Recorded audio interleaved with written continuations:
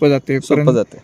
Weight कमी असल्यामुळे चालवायला पण चांगलं वाटते. सुख म्हणजे ठीकठाक वाटते, चांगलं वाटते, धोका राहत नाही. धोका राहत नाही कुठलाच. बर, आता पहिल्या डेमोच्या टायमाला आम्ही माणसं पाठवली होती. आता मी विचारतो, समाधानी आहात का? समाधान आहे. 100%. 100%. तर ह्या 13 HP ची अजून एक खासियत ह्या व्हिडिओच्या माध्यमातून सांगतो. आपला जो पन्हाळा, गारगोटी, त्यानंतर तुमचा मुदळतिट्टा, हा जो एरिया जो आहे जिथे ऊसाची पण शेती केली जाते आणि भाताची सुद्धा शेती केली जाते, तर त्या शेतकऱ्यांना मी व्हिडिओच्या मार्फतून हे सांगू शकतो की हे जे मशीन आहे हे ऊसाला भर लावतं ते लावतंच, पण ह्याच्यासोबत तुम्हाला चिखलणीसाठीचा ज्याचा लोकल लँग्वेज तुम्हाला चिखलगुट्टा असं बोलतात, त्याचा सुद्धा ह्याला रोटर येतो.